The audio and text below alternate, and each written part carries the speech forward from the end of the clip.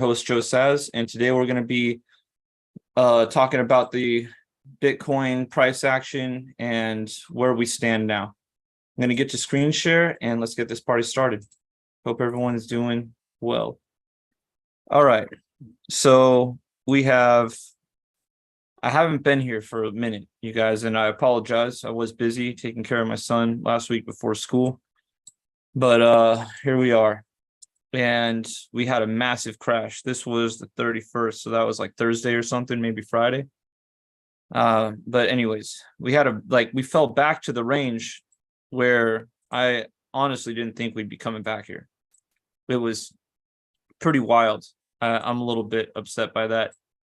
Bitcoin had its massive move, as discussed, closed out 75% of my position, left 25% open, and loaded back up on some leverage down here. There were sell signals. I didn't really think these sell signals were that significant. I thought they were important, but what we did see, and I was happy to see, was that we got buy signals into the move down at a pretty decent level, 27,000 flat. That was looking really good until something happened. We fell off a cliff. Now we had some 5 to 10% band signals. And as you can see, the closer we got into them through this nasty, nasty crash, we had tons of signals. And as we push into the 5 to 10% band, we received trade band signals, and we had a Ruby mine in the 2.5 to 5 band. So tons and tons and tons of orders at 25,000. So that's looking real good. I mean, I didn't want to double dip down here and spend as much time as we have down here and then come up for just the blink of an eye and then rush back down to where we were in violent fashion, knocking out a ton of support. But look, the line is holding. That is important to take note of. We no longer have 5 to 10% signals, but we have a very bright 2.5 to 5% band, which is in the trend bias signal range. But it's not as favorable to me as 5 to 10% band though. So this is a little sketchy. And what I would say about this,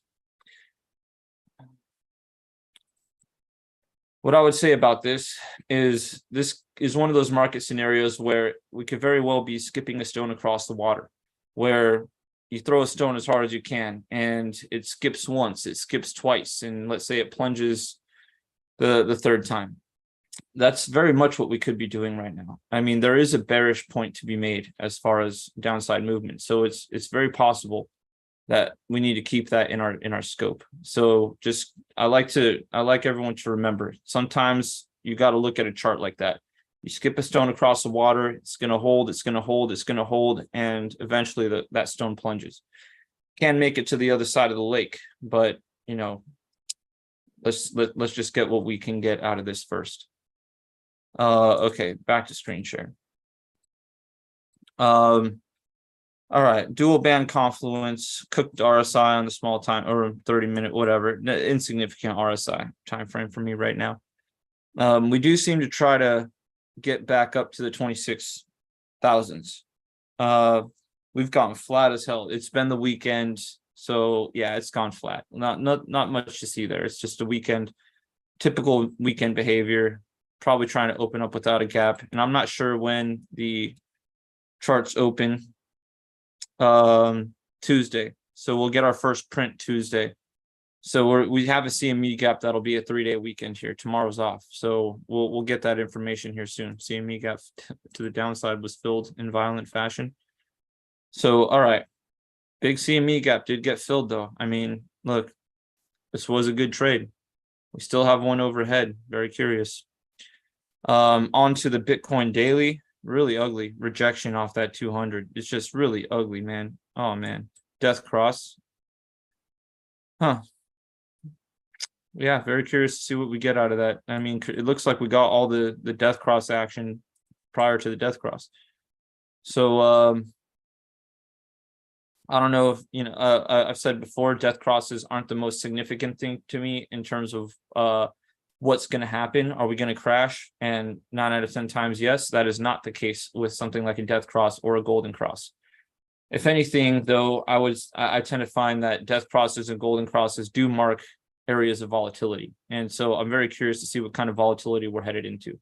I think it's going to be volatility to the upside. I'm not ready to believe that we're in a bear market right now, that we've gone and, came out of the fucking bottom in January, came up to a high of 32, and then that was it, back to 20K or back to 17K or something like that. I don't think that makes sense. I really don't. We got the halvening coming up next year. We got a lot of things coming up. I think we should have gone higher, probably. And I think there was definitely some people capping out the price. So, there's definitely something going on that's a little different. But I think we should continue at least sideways and trade a range. A little spill to the downside. Sure, that's fine. This is part of the range, and this is above 25K. It makes a lot of sense. Up to, and I think at some point we should crack the top, go to 35, 37, so I'm very curious to see how this market plays out. I don't think our general upside trajectory is over. I think if anything, we should be going sideways and up, sideways and down, but staying within a range. So I don't think that it's all over yet, and I'm not willing to put any thought into that until further notice. Now, we did have a crash in silver, and like I mentioned before, Bitcoin did not have this run. It had this run, and then it also had this run back. So I'm a little curious as to why Bitcoin's missing the general wider market move to the upside, but we'll have to. We'll just have to keep waiting and see. I'm definitely curious about this.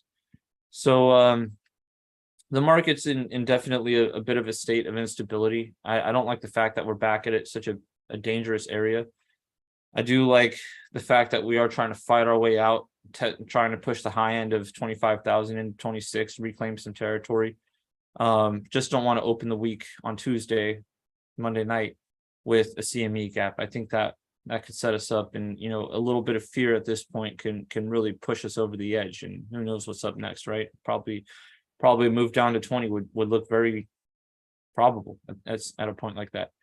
So I think the market's in a state where we definitely want to play defensively. Definitely keep your stops active. At least it's not boring, so we are getting some trading in there. And that's trade life, guys. And other than that, hope everyone's doing a fantastic job. Make sure that you're on constant pursuit of the mastery of yourself. To all my single friends out there, make sure that you all my single male friends out there, you guys got to make sure you keep your place clean. Keep a fruit bowl on the counter, and make sure you have a visible pineapple in there. Make sure that second a girl walks into your place, you got pineapple right there in your fruit bowl. It's going to make everything work out.